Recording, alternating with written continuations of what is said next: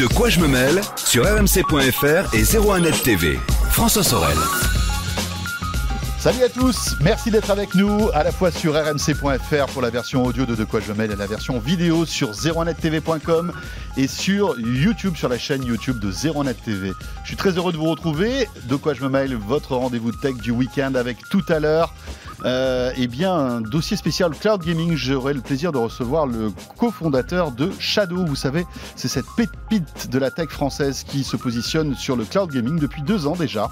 Où en est ce système donc qui vous permet en fait de jouer à tous les jeux que vous voulez sans avoir de PC véritablement à la maison, puisque le PC est stocké dans une ferme de serveurs. Et puis surtout, est-ce que l'annonce de Google Stadia faite cette semaine met en danger par exemple Shadow ou ce type de service de cloud gaming? On en parlera tout à l'heure donc avec Emmanuel Freund qui sera mon invité. Je vous rappelle que vous pouvez réagir avec le hashtag DQJMM sur Twitter. Vous pouvez nous envoyer aussi vos questions, vos réactions sur l'adresse mail suivante, mail au pluriel @01net.com. Merci d'être là. C'est parti donc pour De quoi je me mêle. De quoi je me mêle sur rmc.fr et 01net TV. Et de quoi je me mêle pour débuter, c'est bien sûr le club de la presse IT. Éric Le Bourlou est fidèle au poste, comme chaque vendredi. Bonjour Éric. Hello. Rédacteur en chef de 01net.com. Et à mes côtés, j'ai le plaisir d'avoir Gonzague d'Ambricourt. Bonjour Gonzague. Hello. Blogueur, spécialiste aussi des nouvelles technologies, un passionné de toute l'actu tech et qui est aussi entrepreneur. Rappelons que Gonzague est spécialiste. Si un jour vous voulez refaire par exemple le Wi-Fi de votre maison ou de votre entreprise, vous faites gonzague.com et ça marche. Je suis pas loin. C'est pas loin. Alors, c'est quoi le site? Bouchecousu.com. Bouchecousu.com. Merci. Ce qui est un paradoxe parce que tu fais que parler quand tu es là. Ah bah je me sens. C'est quand même un sacré paradoxe. Bon, l'actu de la semaine, elle est quand même chargée, les amis. Ouais. Tout à l'heure, on va parler de plein de choses cette semaine. Ouais, Apple qui a décidé, allez, ils se sont dit, bon, vous savez quoi, on a un container de trucs nouveaux, là, on va tout sortir dans la semaine. Voilà, on va y aller. Mais on va débuter donc par Google qui se lance officiellement. Alors, c'était un secret de polichinelle. Oui, on le savait un peu. On l'avait déjà évoqué dans De quoi je me mêle il y a quelques mois de cela. Mais ça y est, ça se précise, ça s'appellera Google Stadia. Oui, ça s'appelle même pas Google Stadia, ça s'appelle Stadia. C'est une marque indépendante de Google en fait. Donc il n'y a pas de référence à Google dans cette marque. Mais effectivement, Google a présenté ses plans lors de la Game Developers Conference qui vient de s'achever à San Francisco pour se lancer dans le jeu vidéo. Parce que c'est quand même ça déjà l'info importante, c'est que Google se lance dans le jeu vidéo.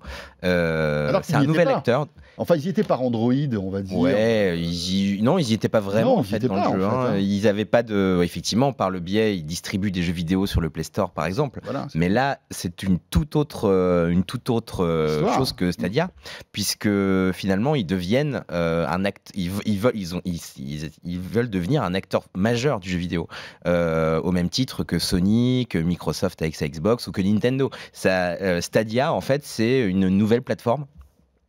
Qui peut ressembler à on va dire, à ce que pourrait faire Sony ou Microsoft bientôt. C'est comme si on annonçait une PS5 ou une nouvelle Xbox. C'est une plateforme de développement, mais c'est surtout pour les gens, pour les utilisateurs, un nouveau genre d'accès aux jeux vidéo, puisque c'est du cloud gaming. Alors, tu parlais de Shadow à l'introduction. Oui, qui sera notre invité tout à l'heure.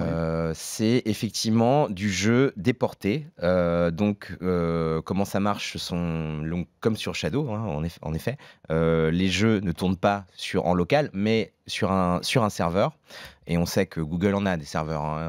Ils en ont quelques-uns, oui. Ils en ont quelques-uns. D'ailleurs, ils disent que en fait, les serveurs Stadia sont répartis sur 7500. Alors, c'est pas forcément les data centers, mais 7500 points partout sur la planète. Donc, évidemment, au plus près de l'utilisateur pour qu'il puisse avoir une latence minimale. Mais c'est vraiment une annonce importante parce que ça inaugure de plein de trucs qui vont se passer dans le jeu vidéo dans les années qui viennent.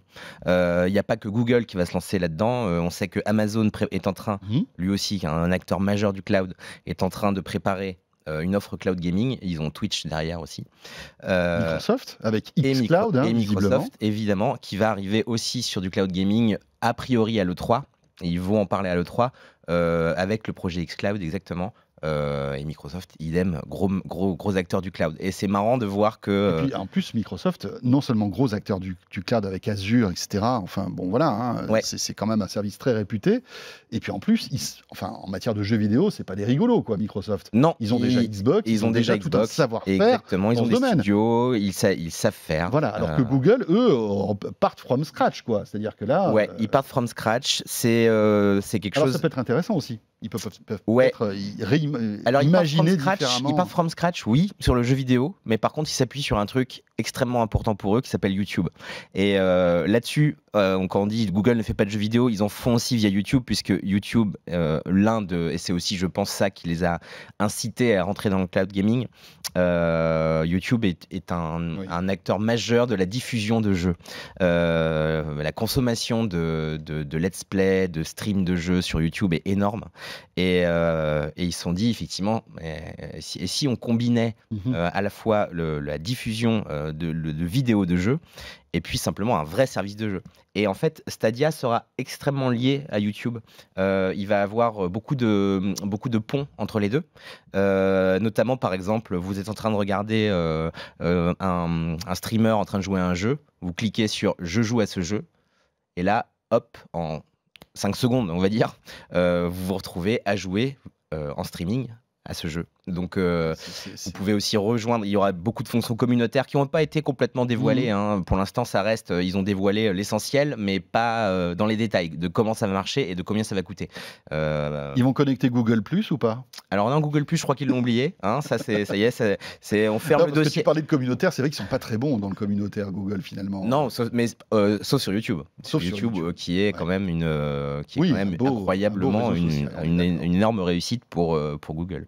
Mais effectivement, en tout cas, ce service qui est très étonnant, il y a beaucoup de choses qui vont changer, je pense, avec l'arrivée de Stadia, qui va arriver cette année en Europe. C'est-à-dire qu'on pouvait s'attendre à ce que cette technologie mette 2-3 ans à arriver. Non, Google, apparemment, a l'air d'être sûr de lui. Ils disent, voilà, ce sera lancé cette année, alors aux États-Unis, mais aussi dans la plupart des pays d'Europe. Donc, il y a fort à parier, la page est en français, que le service soit lancé, allez, on va dire, deuxième partie de l'année, là. Donc, alors, ça arrive très vite, en fait. Je sais que tu es un gamer, tu aimes bien. Ouais. Hein, surtout, je sais pas si pour tous ceux qui écoutent souvent ce qu'on fait, il y a quelques temps de cela, tu nous avais expliqué que tu aimais beaucoup les jeux, d'ailleurs indés, enfin les petits jeux comme ça. Ah oui, j'aime beaucoup, sur PC. Tu trouves que c'est intéressant que Google se lance là-dessus? Est-ce qu'il y a un intérêt à suivre un peu ce qu'ils font? Est-ce qu'ils ont une légitimité à se lancer dans le jeu vidéo? Il va falloir qu'ils la trouvent. Et alors, ça, c'est un des problèmes qu'on a vu à ces conférences de presse où en fait ils n'ont pas montré grand-chose comme jeu. Dire que en fait, on n'a pas le modèle économique surtout. Alors on n'a pas de modèle économique et en plus, pour l'instant, ils ont montré quoi? Ils ont montré qu'ils sont partenaires avec Ubisoft. Alors Ubisoft, c'est un énorme éditeur français de surcroît,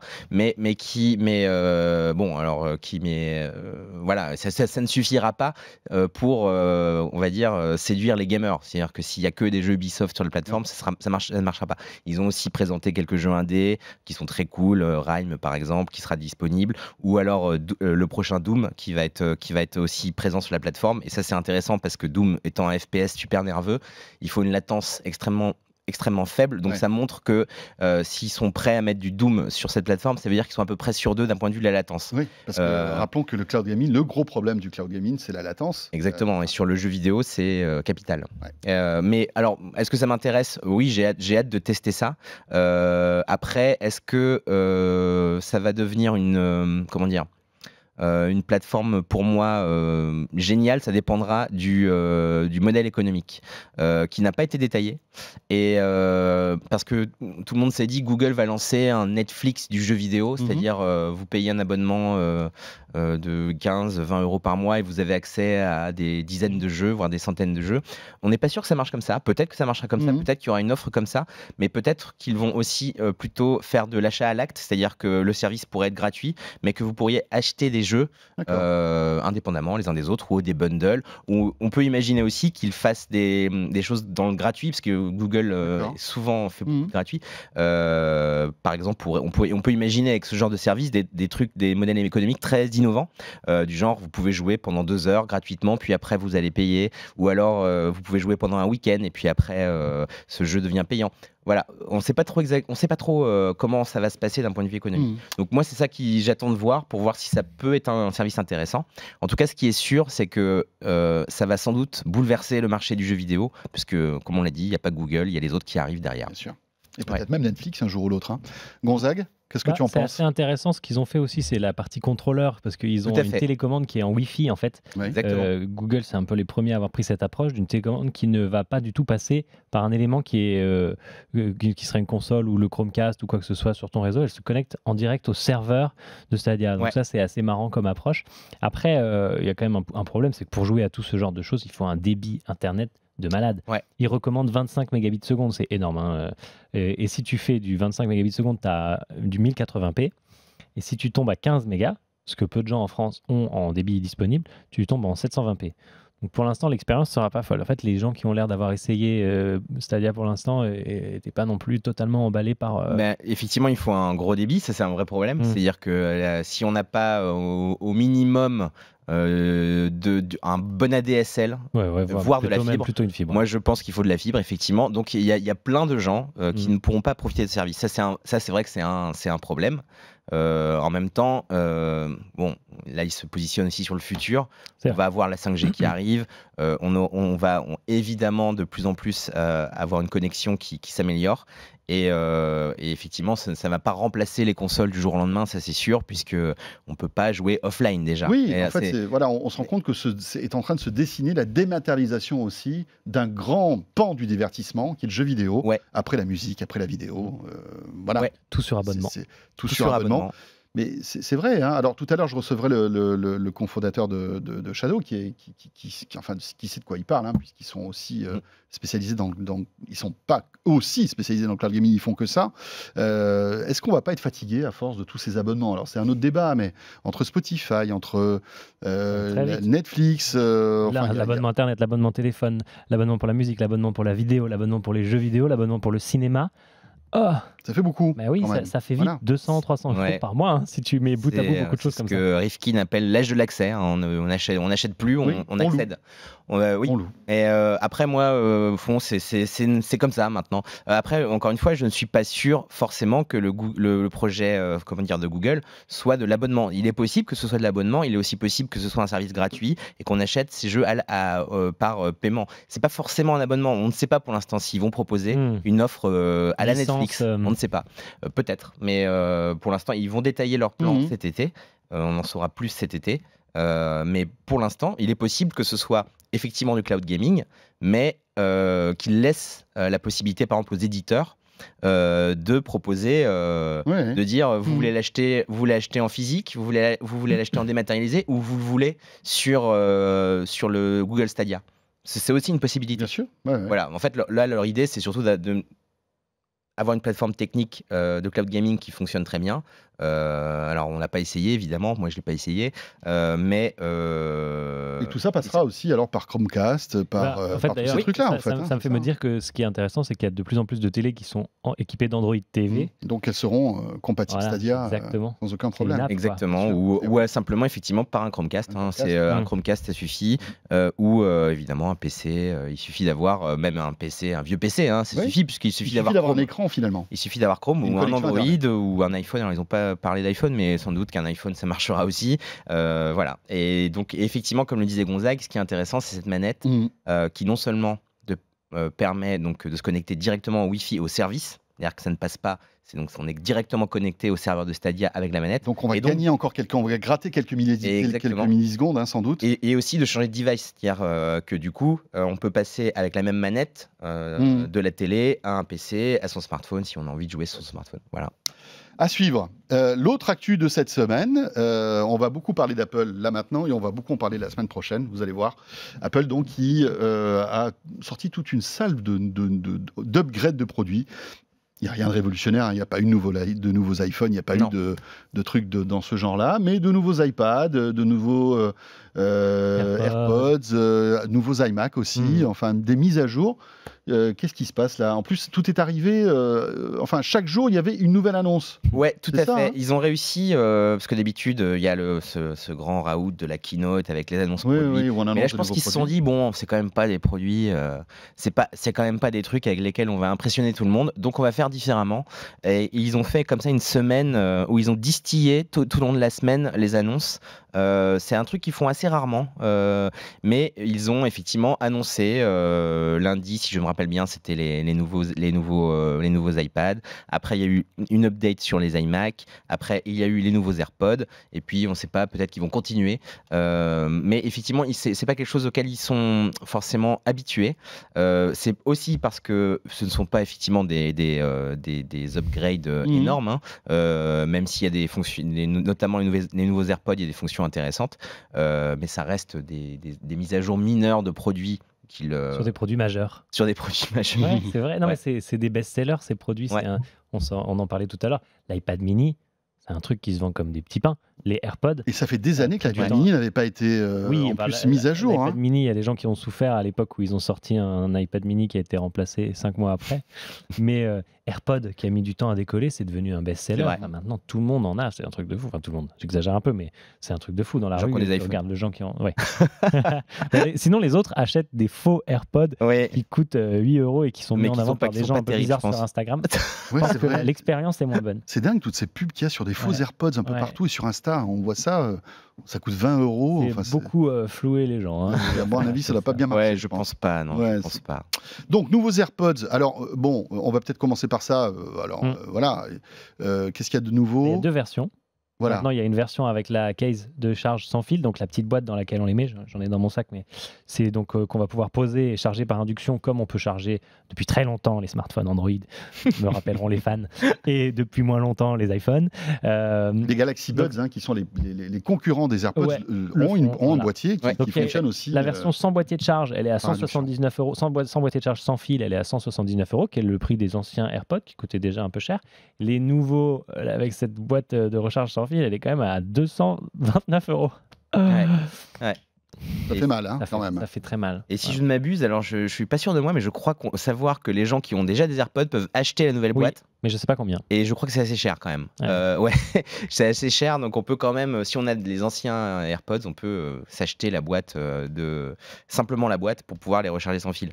Mais et si je ne m'abuse aussi, il y a des nouvelles fonctions quand même sur ces AirPods 2. 89 € pardon, la boîte. 89 € et alors effectivement, il y a 3 nouvelles choses principales. La nouvelle puce H1, non, c'est pas une fonction en soi, mais c'est elle qui vient porter les fonctions. Plus d'autonomie en conversation. Apple annonce 50% d'autonomie en plus. De toute façon, comme ce produit se charge quand tu le remets dans sa boîte, bon, c'est vrai que l'autonomie, c'est pas toujours le plus gros problème. Et l'intégration de d'Siri. Ah oui, c'est ça. Donc tu n'as plus besoin d'appuyer sur... Ça a déclenché mon iPhone. Et tu vas pouvoir lancer des commandes. C'est vrai que comme il n'y a aucun bouton tactile sur les AirPods, c'est... Mais bon, est-ce que tu te vois dans la rue dire non, dis Siri, je suis pas sûr. Bon, ça c'est les AirPods, les nouveaux iPads, on les a. Bon. Alors il y a iPad Air, iPad Mini. Voilà. Donc les 2 tailles différentes. L'iPad Mini il fait 7,9 pouces, 459 € le petit, et ils ont tous les deux la puce A12. Donc ça gagne en puissance, ça gagne machin. Il y a plus de connectivité en 4G pour les gens qui prennent l'option 4G, qui elle est encore plus coûteuse. Mais il n'y a pas de révolution de design, c'est toujours les anciens bords c'est toujours bien gros. Lightning, on passe pas à l'USB-C. Ouais. Donc ça, l'annonce Apple dit oui, mais on trouve que l'USB-C c'est pour les pros et on veut pas casser la compatibilité avec les trucs précédents. Bon, parfois ils enlèvent les prises jack, parfois on comprend pas toujours. Et tu peux avoir l'Apple Pencil sur ces 2 iPads, mais c'est l'Apple Pencil de première génération. C'est compliqué. Pas le nouveau. C'est compliqué. La gamme iPad, c'est un enfer. Il y en a. Alors là, je vais faire vieux con entre guillemets, mais c'est bizarre, mais j'ai l'impression qu'à l'époque de Steve Jobs, jamais tous ces trucs-là incohérents ne seraient passés, quoi. Tu veux dire un pencil?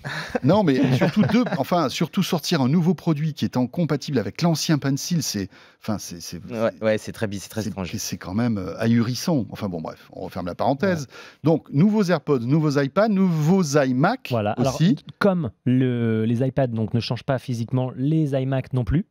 Donc on a l'iMac 21,5 pouces et le 27 qui vont pouvoir maintenant avoir jusqu'à 6 et 9 cœurs respectivement. Je crois que c'est 9 cœurs 8 cœurs 8 cœurs, pardon, pas 9. Oui, c'est pas trop de sens. Et sur l'iMac 27 pouces, on peut mettre 64 Go de RAM.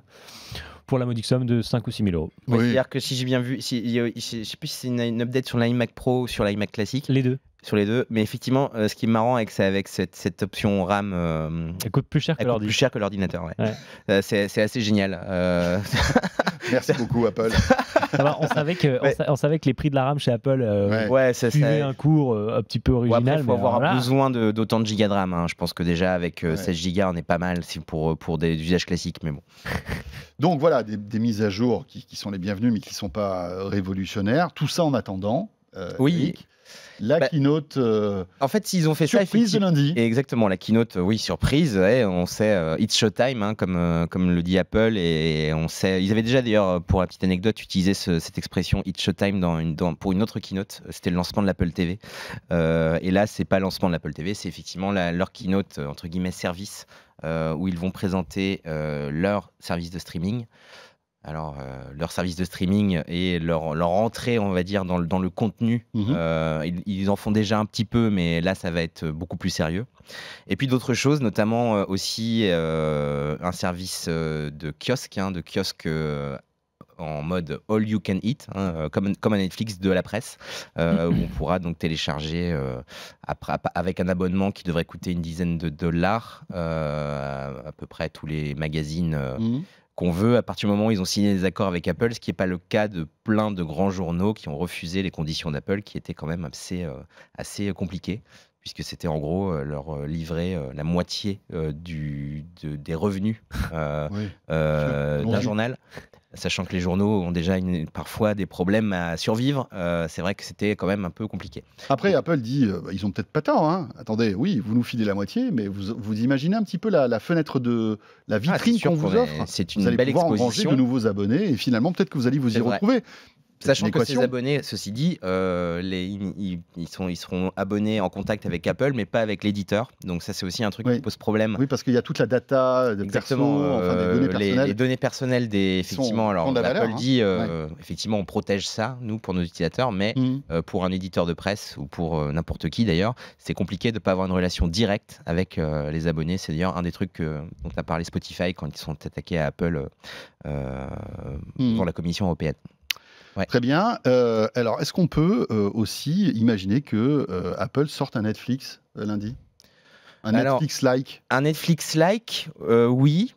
Enfin, un Netflix, visiblement, d'après ce qu'on a pu lire par-ci par-là, donc évidemment, on n'a pour l'instant pas d'informations. Ce ne serait pas tout à fait la même chose que Netflix, puisque ce serait plutôt un agrégateur on va dire de services d'abonnement. Donc on pourrait s'abonner à HBO, à Showtime, etc. via l'interface d'Apple. Et puis ensuite avoir toutes ces séries, tous ces films dans une même interface. Et viendrait s'ajouter à cela les propres contenus d'Apple, qui pour l'instant vont être assez limités, puisque j'ai bien compris, ils vont pas arriver avec 8 séries et puis du gros budget pour l'instant. Ils vont d'abord mettre en avant les services tiers, notamment HBO, pour mettre en avant leur offre. Donc ce ne sera pas tout à fait comme Netflix. Alors Netflix d'ailleurs ne participera pas à ça, c'est-à-dire que Netflix a refusé visiblement de participer à cette espèce d'agrégateur que veut proposer Apple. Donc un Netflix, oui et non, quoi. Ça va être. Ils vont d'abord s'appuyer sur les gens qui font beaucoup de contenu, notamment aux États-Unis, comme HBO. Mais en revanche, on sait qu'ils ont dépensé de l'argent pour du contenu. Et ce contenu, qu'est-ce qu'ils vont en faire ? Ah bah, alors ça, on ne sait pas. Alors, est-ce que ce sera gratuit, payant ? Enfin, il y a du monde quand même qui est sur la liste. Oprah Winfrey, Steven Spielberg. Enfin bon. Ouais. Jennifer Aniston, je crois. Ouais, mais tu sais, Netflix, ils commencent aussi à avoir des sacrés noms sur leur production. Triple Frontier, là, avec c'est Affleck. Je crois il y a quelques têtes d'affiches comme ça. Ils ont payé Barack Obama. Enfin bon, il y a du monde aussi. Certes, mais donc ça veut dire que si Apple investit là-dedans, c'est pas simplement pour faire beau, quoi. Non, bien sûr, mais je pense aussi qu'ils veulent avoir une offre. En fait, c'est difficile, je pense, pour eux d'arriver comme ça à quoi, lundi prochain, en disant voilà, on a 8 séries, il faut qu'ils arrivent avec du contenu, mais avec un peu d'humilité, en disant écoutez, voilà, on commence, on débute. Ouais. Et puis de toute façon, ils ne pourront pas arriver, même malgré les investissements énormes qu'ils sont en train de faire dans le contenu, au niveau où en est Netflix aujourd'hui, avec la richesse de ce que peut avoir Netflix aujourd'hui. Donc il faut qu'ils s'appuient aussi sur ce qui existe déjà, et notamment HBO, Showtime, enfin les gens qui font du contenu de qualité aux États-Unis aujourd'hui. Donc effectivement, mais c'est clair que après, dans un second temps, peut-être que moi ce que j'attends de voir, c'est comment ils vont monétiser ça. C'est-à-dire, est-ce que les contenus, parce que on a dit beaucoup que les contenus Apple seraient gratuits pour les possesseurs d'iPhone, est-ce qu'ils vont faire un abonnement à leur service pour leur propre contenu? Est-ce qu'ils seront disponibles gratos quand on a un device Apple? Je ne sais pas. Et on verra ça lundi. Ouais. Gonzague? Alors, moi, je suis assez curieux. Moi, j'ai plus d'attentes sur la WWDC, la conférence dont on ne peut pas prononcer le nom, qui est en juin, que sur ce service de vidéo, dans la mesure où je suis en fait très satisfait de Netflix. Donc, en fait, c'est pas comme si, par exemple, Spotify n'existait pas et qu'on allait me proposer un truc qui allait me donner accès à un catalogue de films vraiment très large. Et comme Eric vient de le dire, il n'y aura pas Netflix dedans. Donc, c'est un peu compliqué d'aller se dire cool, je vais m'abonner, ou je ne sais pas quelle sera la formule, à quelque chose qui ne va pas m'offrir plus. Ça va juste offrir différent. Et ça, différent, Amazon le fait déjà avec du plus ou moins bon en termes de contenu.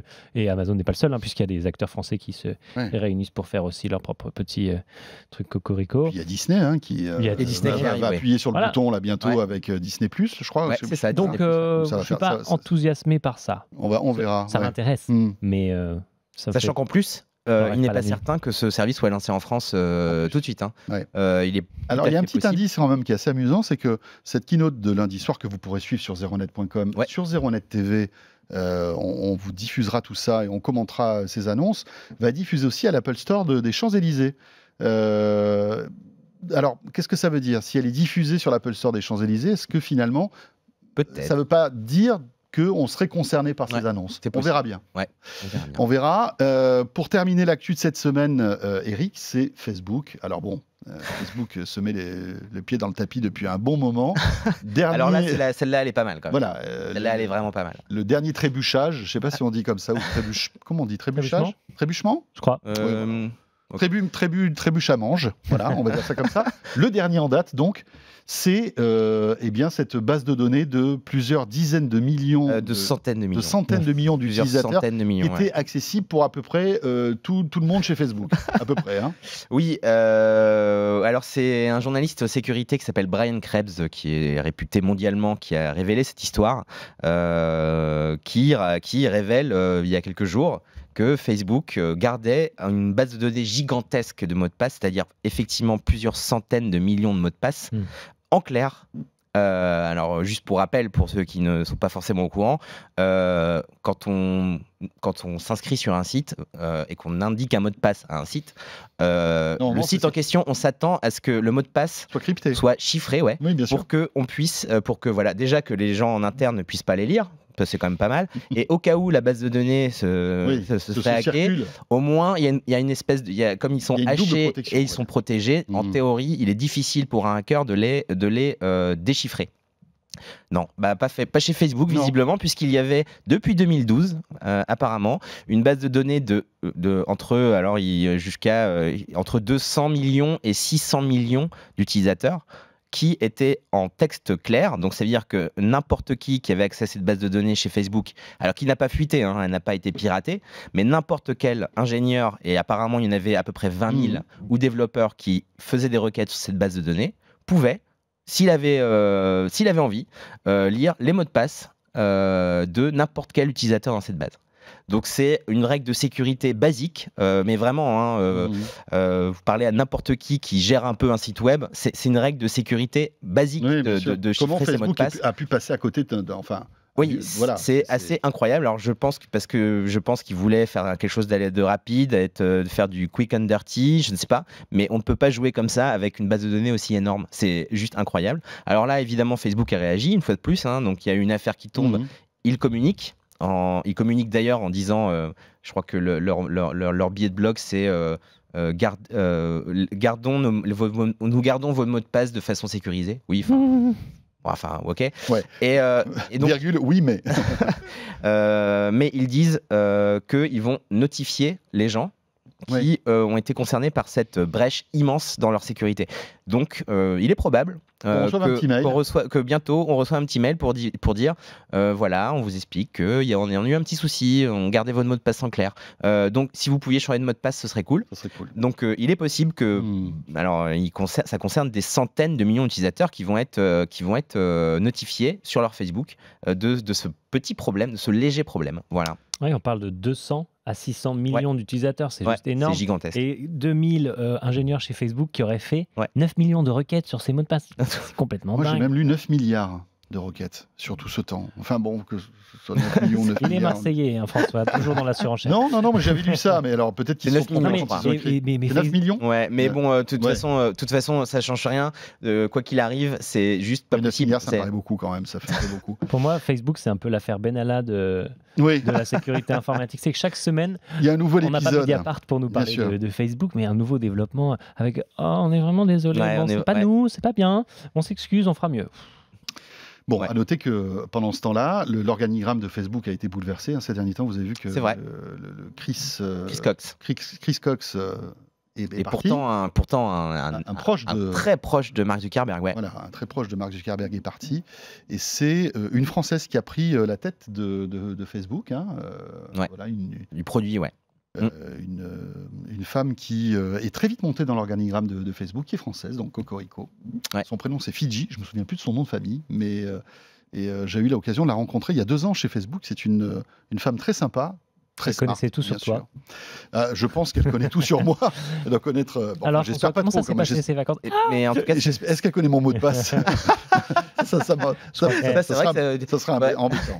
Mais on va voir un petit peu comment. Et en fait, c'est très intéressant en tout cas de voir que le départ de Chris Cox, qui a été d'ailleurs déploré, c'était limite par un message de Mark Zuckerberg où il a carrément mis une photo de lui en mode bromance avec son pote Chris Cox, et il était visiblement, mais en fait il faut bien voir aussi qu'il y a une page qui se tourne sur Facebook, que maintenant c'est privacy first, la vie privée d'abord, et que peut-être que ça pourrait changer. On espère en tout cas qu'avec ces changements à la tête du site, les choses vont changer. Merci à tous les deux. Merci à Gonzague d'Ambricourt donc, et à Eric Le Bourdou, le rédacteur en chef de 01net.com. Tiens, tout à l'heure on parlait des AirPods. À noter que le prochain Crash Tech de Thomas Remiret sera dédié aux AirPods justement à 30 €. Ouais, ça va être drôle. Qu'est-ce qu'ils valent ces petits AirPods qu'on trouve justement, dont tu parlais tout à l'heure sur les pubs Instagram? Une vidéo sur 01net.com qui arrive très vite. Et vous restez avec nous. On va parler de cloud gaming avec la pépite française du cloud gaming. Il s'agit de Shadow. Que penser de l'arrivée de Google sur ce marché? Est-ce que ça fait frémir nos petits Frenchies? La réponse dans un instant. Merci d'être là. C'est De quoi je me mail. De quoi je me mêle sur rmc.fr et 01net TV.